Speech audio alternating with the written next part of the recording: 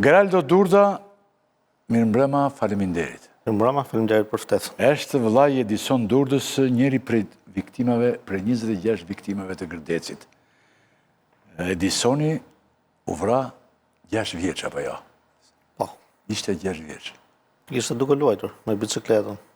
Luajtur me bicikletë dhe pranë repartit ku ndodhej demontimi dhe flaka e dytë e dogji në masën 70%. Masakra e Gërdecit ende pa fajtor.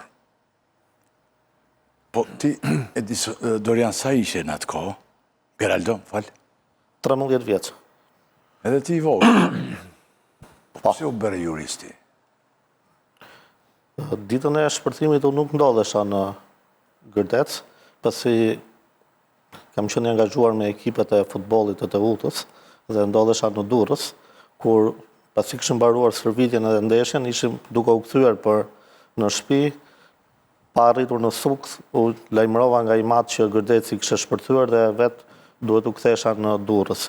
Që nga ai moment unë e kam lënë futbollin dhe ju përkushtova drejtësisë për veten time, për familjen time, radhë parë, pastaj për ta ushtruar si profesion.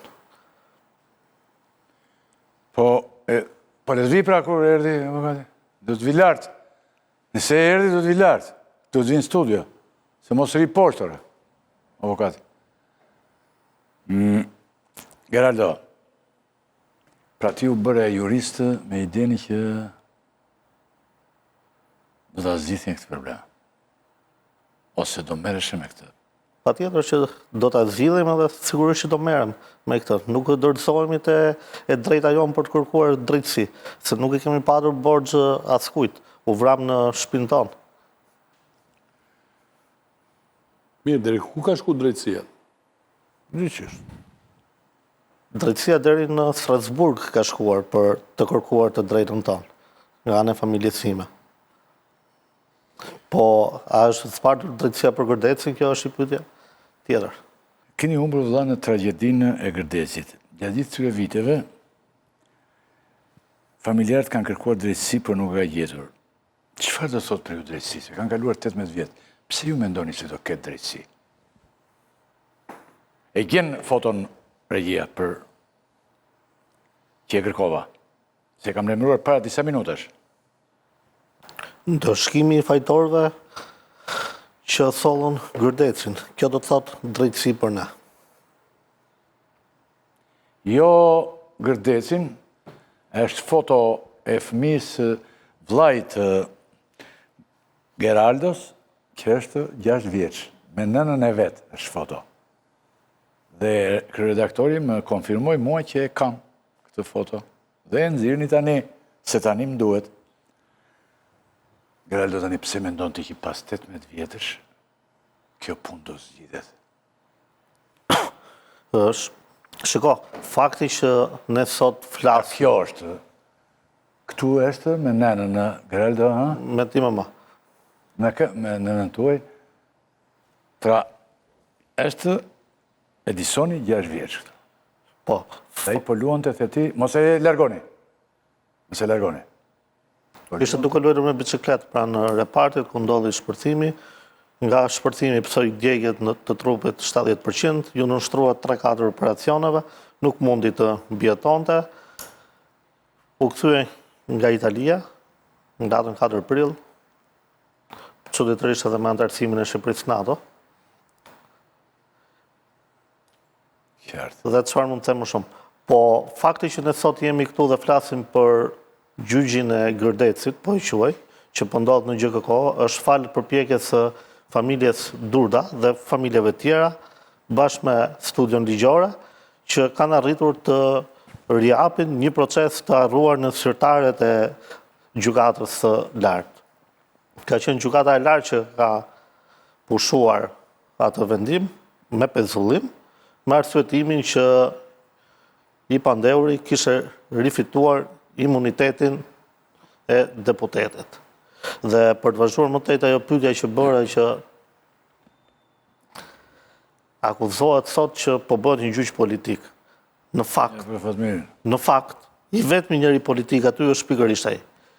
Po ashtu dua të shtoj që I vetmi që ka përfituar politikisht çdo herë nga kjo çështje është Fatmir Mediu, i cili i bën gjithmonë presion Partisë Demokratike për çën listat e saj të mbyllura. Aty mund të jetë fotografi e Fatmirit, ëh? Kur flet që kemi vëmendje të gjithë grupet. Kështu që qofse flasim për politik, i vetmi që ka përfituar politikisht nga kjo çështje është ai. Nuk kemi marrë kurrë me të pandeurin Fatmir Mediu në çështjet e tij personale, kemi kërkuar vetëm të ndëshkohet, të gjykohet për ato se çfarë ndodhi në Gërdec. Ju keni besim që kjo punë do zgjidhet Geralda? Kur arritëm pas 16 vitesh që ta riapnim ato proces, po kemi besim që ky person do gjykohet deri në fund. Pa, ju keni do gjykohet deri në fund dhe ju keni shpresë të drejtësia. Patjetër. Dhe të drejtësia e Patjetër, po mos kishim shpresë të drejtësia, nuk do ishim sot në dyert e gjykatës. Kemi lënë drejtësinë të flasë. Po, Jemi duke dhënë shembull qytetarie.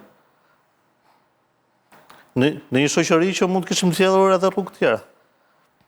Ne I kemi pasur ato rrugë të tjera, gjithsesi, po jo, rrugë të tjera shtuat në pikpamjen e Jo ligjore, domethënë. Kanonore, po. rrugë ligjore, në rrugë kanonore. U s'ka drejtësi, drejtësia është s'ka që punë. Ja. Gjithë do të shpresojnë këtë drejtësia, jo vetëm ata që janë dëmtuar, por edhe do të shpresojnë këtë drejtësi. Geraldo, ta mbyll me ty unë këtë moment. E hapëm bashkë dhe ta mbyllim pa bashkë. Tani ti punon avokat? Po. Kësa njërës e drejtësisë si këtë takuar, që merren me këtë punë, në njerin prej tyre. Ja. Dhe që thuash kam ardhur për këtë, dhe që nëzirësh nga xhepi fotografinë e vllajt. Unë jam avokat, si thuash, mbroj dhe të tjerët, por kam ardhur për këtë. Mjaftojnë ato reagimet e mia në sallën e gjyqit për kuptuar se çfarë mendoj unë për atë proces. Se kemi parë gjatë atij procesi që na është thënë që sikur demontimit ishe bërë të mali me gropa do kishte sjell po të njëjtat pasoja. Ja, nuk vriste civil, nuk vriste vllajin tënd. Kështu ka thënë i pandeuri në sallën e gjyqit. Dhe kur një sallë me gjyqtar dhe prokurore lejon këtë gjë, do më duhet mua si familjar që të reagoj. Qartë. Megjithatë, Geraldo tha, dakord, mund të shëndodhur dhe mund të shëndodhur dhe një aksident edhe në vend tjetër.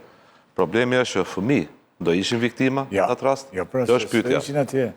Erison Durta ishte jashtë repartit me bicikletë, me çunën e vet xhaxhait, dhe ai u plagos. Flavio Deliu 3 vjeç ishte në shtëpi. Flavio Deliu ishte në shtëpi. Me njerë pas Gërdecit, kur pa të fillu procesi gjyqësor, thonin, paramendojnë e gjitha tragedi, thonin, duhet të dënohen ata që kanë leju fëmijët të punojnë aty, paramendojni. Kjo ka qenë cinizëm maksimal për një pushtet I cili nuk ka postë.